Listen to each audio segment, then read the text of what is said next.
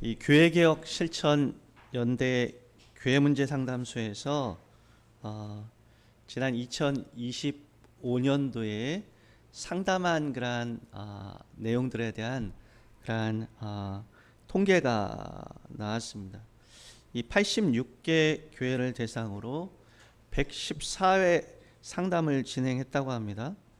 여러 가지 교회 문제에 대해서 이제 상담을 했는데, 교회 운영, 재정, 인사와 행정, 목회자 문제, 그러한 교회적인 문제들에 대해서 이 상담을 하게 된 거죠.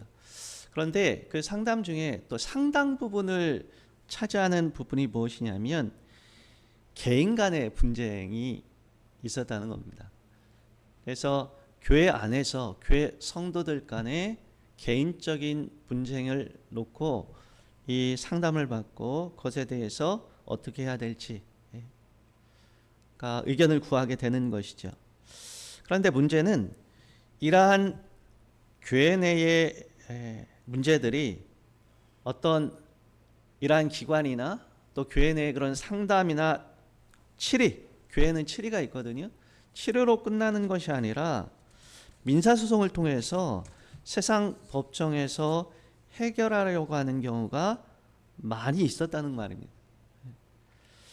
한 기독신문의 칼럼에 의하면 이 민사소송 중에서 교회와 관련된 소송 건수가 전체의 약 18%에 달한다는 보도자료도 있다고 합니다. 엄청난 양이죠. 이게 통계가 신빙성이 있는지는 검증을 해봐야 될 것 같습니다.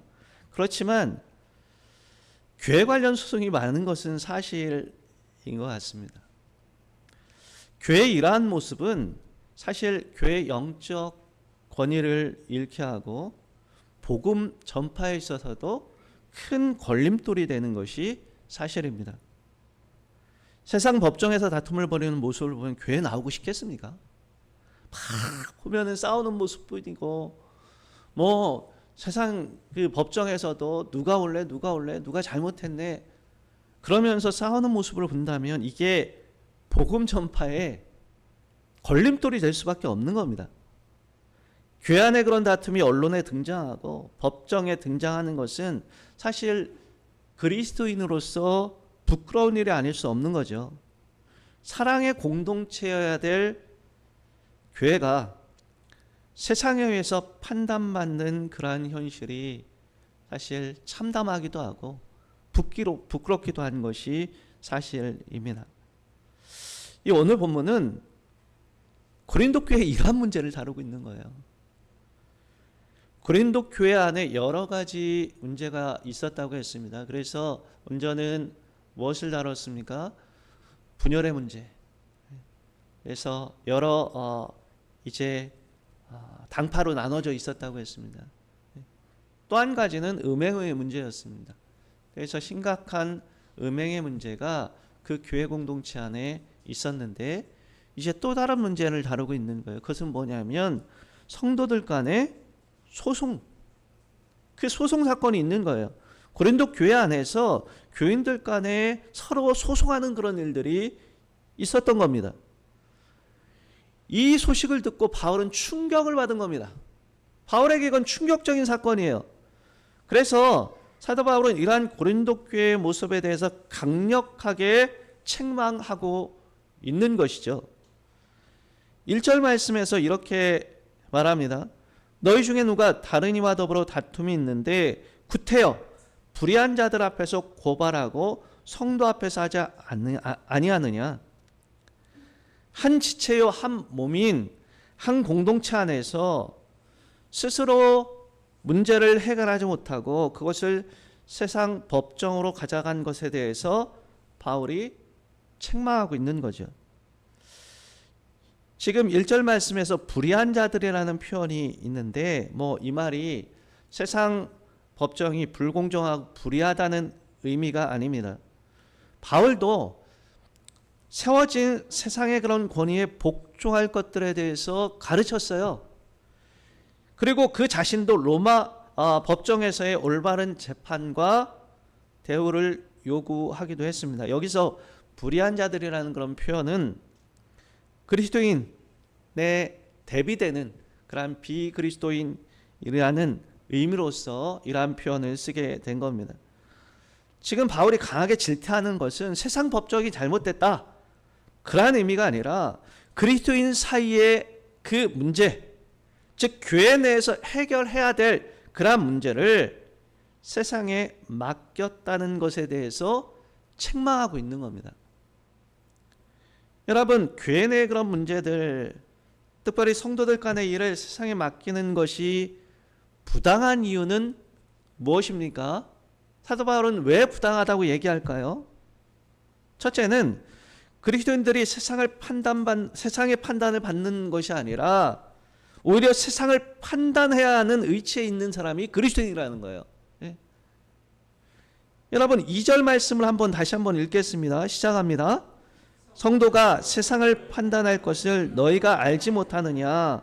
세상도 너희에게 판단을 받겠거든 지극히 작은 일 판단하기를 감당하지 못하겠느냐? 성도는 하나님께서 구별하신 거룩한 자입니다. 하나님의 자녀로서 세상을 바로 세우고 주님께로 인도해야 될 자들이 바로 성도들이에요. 교회 역할이 그렇고 성도의 역할이 그렇습니다. 그리고 예수님께서는 자신을 따르는 자들에게 세상 끝날에 주님과 함께 세상을 다스리고 심판할 것이라고 말씀하셨습니다. 세상을 판단하고 세상을 바로 세워야 할 책임이 있는 하나님의 백성들이 서로 간의 일에 대해서 오히려 세상의 판단을 받고자 세상에 맡기는 것은 옳지 않다 말씀하고 있는 것이요. 또 한 가지 이유는 교회 내 문제는 교회 자체적으로 해결할 수 있는 그러한 역량을 하나님께서 충분히 주셨다는 거예요. 그러한 역량이 교회 안에는 충분히 있다. 3절 말씀을 한번 읽겠습니다. 3절 말씀 시작합니다. 우리가 천사를 판단할 것을 너희가 알지 못하느냐? 그러거든 하물며 세상 일이랴. 여기서 천사는 하나님을 모든 천사를 의미한다기보다도 여기 본문에서의 그런 천사는 하나님을 거역한 천사들을 가리킵니다. 천사들에 대해서까지 그리스도를 따르는 그런 자들이 판단한다는 거예요. 그 이야기는 무슨 얘기입니까? 교회가 그 천사들도 판단하는데 교회 내 문제를 해결할 수 있는 충분한 역량을 이미 받았다는 거예요. 그러한 이 권위를 받았다는 말입니다. 그러한 권세와 존귀함이 교회와 또 성도들에게 이미 주어졌어요. 그런데 교회가 그 역할을 감당하지 못하고 세상 법정에 교인들 간의 문제를 넘기는 것은 부끄러운 일이라는 말입니다. 그래서 사도 바울이 4절 5절에 이렇게 말합니다. 4절 5절을 새 번역에서는 이렇게 번역했습니다. 우리 같이 한번 읽어보겠습니다. 앞에 시작합니다. 그런데 이런 사건이 생길 때 여러분은 어찌하여 교회가 멸시하는 자들을 재판관으로 앉히는 것입니까? 이런 말을 듣고도 부끄럽지 않습니까? 여러분 가운데는 교우들 사이에 생기는 분쟁을 해결해 줄 수 있을 만큼 지혜로운 사람이 하나도 없다는 말입니까? 교회 안에서 문제를 해결할 그러한 권위를 주셨음에도 불구하고, 그러한 것이 교회에 주어졌음에도 불구하고 세상에 맡기는 것은 부끄러운 일이라고 말하는 것입니다. 여러분, 참 교회 안의 그런 다툼들, 하나님 백성들 간의 그런 다툼들은 세상의 부끄러움이 되는 거예요. 우리가 세상의 부끄러움을 당하면 되지 않습니까? 우리가 세상의 부끄러움을 당하지 않고 교회 안의 그런 문제들을 또 잘 해결하기 위해서는 어떻게 해야 될까? 교회가 문제가 없을 수는 없습니다. 안전한 공동체는 아니에요. 그렇지만 또 교회는 그리스도의 피값으로 사신 그러한 거룩한 공동체예요. 예. 참 세상을 변화시켜야 될 그러한 공동체입니다. 우리가 세상에 부끄러움을 당하지 않고, 여러분 이러한 일들이 있을 때 잘 해결하기 위해서 어떻게 해야 될까요? 첫째는 성도는 그리스도 안에서 한 가족임을 우리가 기억해야 됩니다. 사도 바울은 계속 한 교회 안에 있는 자들을 형제라고 부르는 거죠. 교회 구성원들을 형제라고 부릅니다. 오늘 본문에도요 계속 형제라고 강조해요. 5절에 형제간이 일이라고 합니다. 6절에도 형제가 형제를 고발하고 있구나 말합니다. 그리고 8절에 말씀합니다. 8절 다시 한번 읽겠습니다. 8절 시작합니다. 너희는 불의를 행하고 속이는구나. 그는 너희 형제로다. 지금 고발하는 대상이 법정 다툼을 벌이고 있다고 했는데 그 고발하는 대상이 형제라는 말입니다. 여러분 형제가 누구예요? 형제는 가족이에요. 주님 안에서 한 가족이라는 말입니다. 왜 고소하고 고발하고 그럴까요? 남이라 생각하니까 고소하는 겁니다. 예. 물론 요즘에는요 뭐 형제들끼리도 부모 자식 간에도 고소 고발하고 한마디로 난리도 아니에요. 예. 그러나 그것은 정상적인 것이 아닙니다. 보통 여러분 집안일은요 바깥에 떠벌리고 다니지 않아요. 예. 집안일은 집안에서 해결하려고 합니다. 왜요? 집안이 바깥에 이렇게 알려지는 게 참 스스로도 부끄럽잖아요. 예. 교회 안에 문제가 있을 수 있습니다. 그러나 여러분 그리스도 안에서 우리가 한 가족이라면 그 안에서 해결하는 것이 옳다는 말이에요. 교회 안에 그런 문제를 여러분 언론이나 외부에 자꾸 이야기하는 거 보면 별로 좋아 보이지 않습니다. 예. 여러분 교회 안에 문제 분명히 있을 수 있어요. 뭐 있는데 그것을 뭐 덮고 막 없는 것처럼 그러자는 얘기가 아닙니다. 예. 고쳐 나가야죠. 예. 고쳐 나가야 됩니다. 교회 안에 그런 여러 가지 그런 문제들, 당면하고 있는 문제들 여러분 고쳐 나가야 돼요. 그렇지만 우리 내부로부터 고쳐 나갈 수 있도록 해야지 자꾸 교회 외부를 통해서 교회 비판을 하는 것은 바람직하지 못하다는 말입니다. 예. 우리도요 조심해야 됩니다. 예. 자꾸 뭐 믿지 않는 사람들에게 교회 욕하고 교회의 그런 그 치부들을 갖다가 막 드러내고 우리 아파하면서 오히려 기도해야 되죠. 아파하면서. 예? 우리는 가족이에요. 우리가 기억해야 될 것은 우리는 그리스도 안에서 한 가족이라는 말입니다. 가족의 기초는 사랑이에요. 예? 사랑의 원리로 돼야 됩니다. 우리가 그리스도 안에서 한 가족임을 기억하고 문제가 있더라도 여러분 사랑의 원리로 해결할 때 공동체를 아름답게 가꿔갈 수 있게 될 줄로 믿습니다. 두 번째로 우리가 참 이런 교환의 문제가 있을 때에 세상의 부끄러움을 당하지 않고 또 잘 해결하기 위해서는 교회의 영적 권위를 바로 세워야 합니다. 5절에 보면 바울은 그 형제간의 일을 판단할 만한 지혜 있는 자가 이같이 하나도 없냐? 그렇게 말하죠. 하나님의 지혜가 있으면 앞에 하나님의 지혜에 대해서 그렇게 얘기했는데 하나님의 지혜가 있으면 바로 판단할 텐데 그러한 지혜 있는 자가 하나도 없느냐는 겁니다. 이것은 개인적인 차원을 넘어서 교회적인 문제인 거예요. 교회는 치리권이 있습니다. 여러분 교인들이 잘못했을 때 공동체 안에서 어떤 문제가 있을 때 교회의 이름으로 치리하는 거죠. 예를 들어서 우리 이제 반석교회에 어떤 문제가 있다. 그러면 치리하는 그런 기관이 당회입니다. 교회끼리 문제가 있을 때 뭐 우리가 속한 그런 기관에서는 노회도 있고요, 총회도 있고, 그걸 치리기관이라고 합니다. 예. 여러분, 그곳에서 정말 치리할 수 있게 되어 있어요. 하나님의 말씀에 비추어서 권면도 하고 징계도 내립니다. 그런데요, 이러한 치리가 요즘에는 거의 없습니다. 예.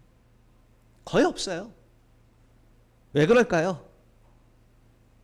치리하면 교회 떠날까봐 두려운 거예요. 예. 여러분, 때론 책망도 하고 잘못된 길이 있으면 징계도 해서 바른 길로 인도해야 되는데 눈치 보는 겁니다. 그러다 교회 떠나 다른 교회로 갈까 봐. 예. 우리가 교회의 권위를 스스로 무너뜨리고 있는 거예요. 우리 믿음의 그런 선배들, 예전에 우리가 금산교회 그런 데도 간 적이 있습니다. 우리가 교회 성지순례, 국내 성지순례를 하면서 금산교회 그런 데도 갔었는데, 거기 가면은 치리 기록들이 있어요. 아무개 집사 어디 가서 이제 술 먹었다, 그래서 이제 이런 징계 처분을 내렸다. 예? 그러면 또 그거에 순종을 해요. 여러분, 교회의 영적 권위가 서 있으니까요, 그 안에 그런 구성원들, 공동체의 구성원들이 다시 깨닫고 바른 길로 돌아오고 거룩한 공동체로서의 모습들을 회복해 가는 겁니다. 그런데 여러분, 교회의 그런 영적 권위가 무너지니까요, 아니 스스로 무너뜨리니까요, 교회 안에서 해결하지 못하게 되고 어떻게 됩니까? 세상 법정으로 가는 거예요. 예. 이 자체가 세상에 대한 교회의 도덕적 패배요, 영적 패배가 되는 겁니다. 그래서 7절 상반절에 이렇게 말씀합니다. 7절 상반절 같이 한번 읽겠습니다. 시작합니다. 너희가 피차 고발함으로 너희 가운데 이미 뚜렷한 허물이 있나니. 고발함으로, 서로 고발해서 뚜렷한 허물이 있대요. 근데 이 허물로 번역된 이 헬라 단어가 패배를 의미하는 단어입니다. 예. 이미 지고 있다는 거예요. 그래서 단원 번역에서는요, 이렇게 서로 고발하는 것이 결국에는 이미 지고 있는 것이다, 그렇게 얘기하고 있어요. 교회의 영적 권위가 무너지면 세상과의 영적 싸움에서 패배하게 되는 겁니다. 여러분, 세상이 정말 악해도 교회가 그것을 변화시켜 나가고 정말 악한 그러한 세상과의 영적 싸움에서 승리해 나가는 것이 교회의 그런 모습이어야 되잖아요. 그런데 이러한 모습들, 스스로 영적 권위를 무너뜨리는 이러한 일들이 지속되어질 때 여러분, 세상과의 그런 영적 싸움에서 승리할 수 있겠습니까?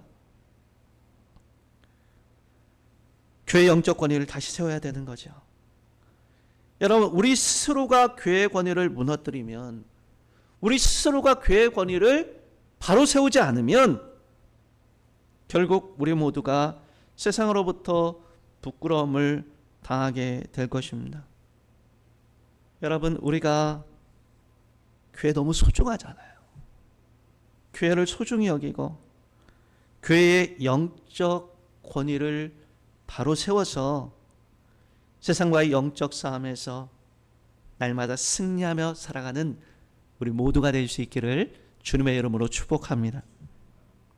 그리고 세 번째로, 여러분, 이러한 문제가 있을 때에 교회 내의 문제로 세상의 부끄러움을 당하지 않고 여러분, 우리가 잘 해결하기 위해서는 우리 각자가 복음적인 삶을 살아가야 합니다.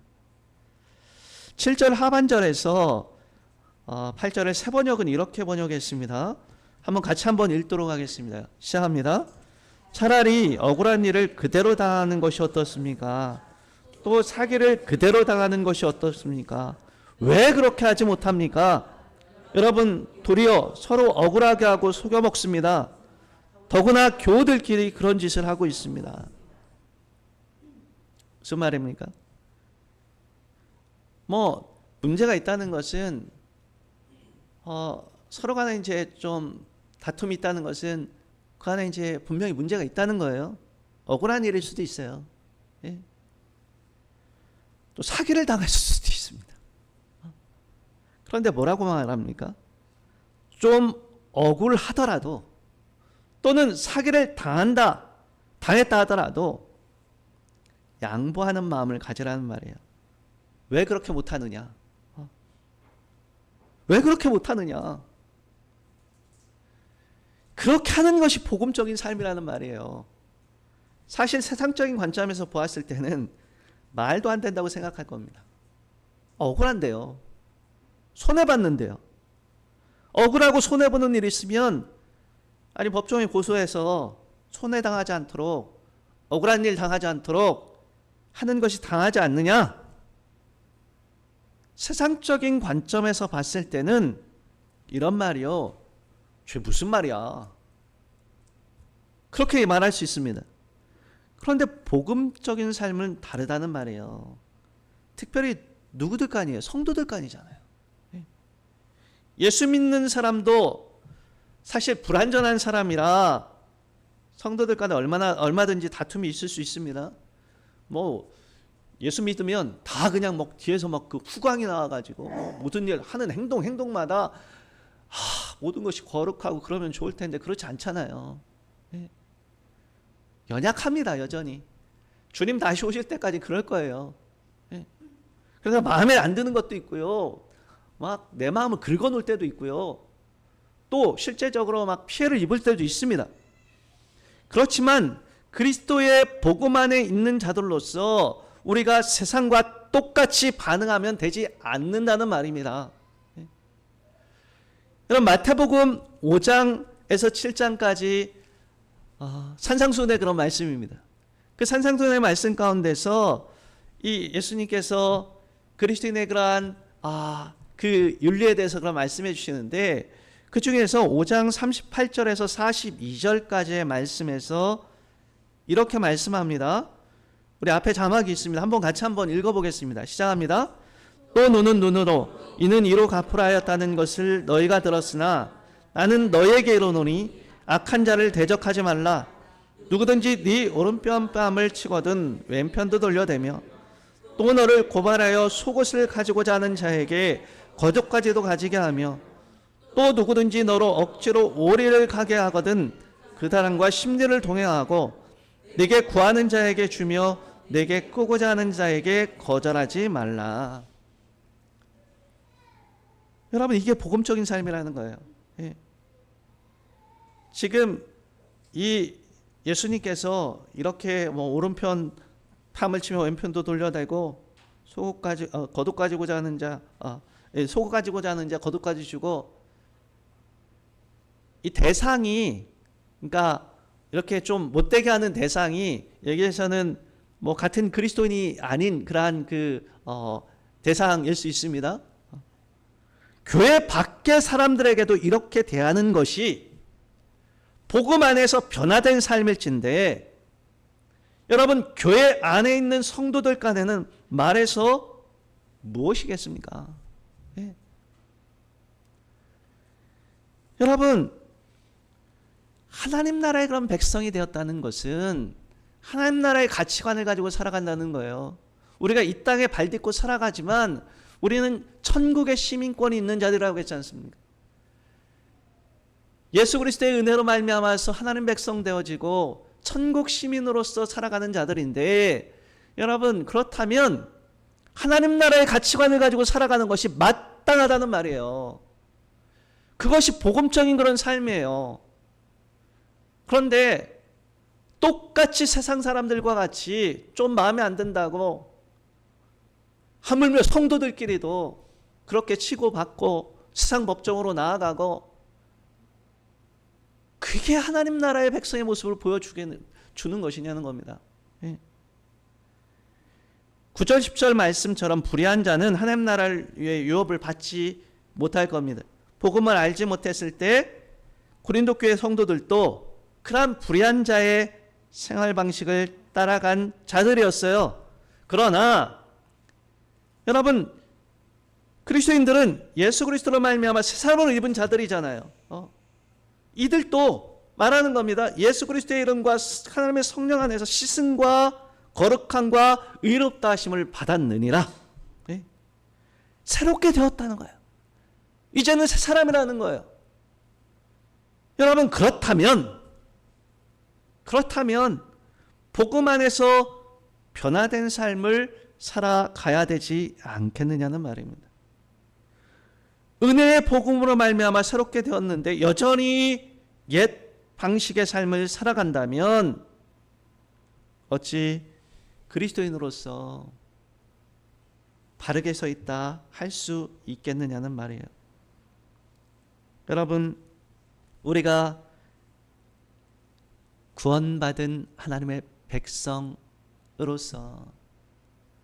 하나님 나라의 시민으로서 옛사람의 방식, 다시 말해 세상의 방식이 아니라 새 사람의 방식, 하나님 나라의 그런 가치관을 가지고 살아가는 저와 여러분이 될 수 있기를 주님의 이름으로 축복합니다. 여러분, 우리는 예수 그리스도 안에서 새 사람을 입은 하나님 나라의 한 가족입니다. 세상적인 방식으로 생각하고 행하는 것이 아니라 여러분, 하나님 나라의 사랑과 의와 화평 가운데 살아가는 저와 여러분이 될 수 있기를 주님의 이름으로 축복합니다.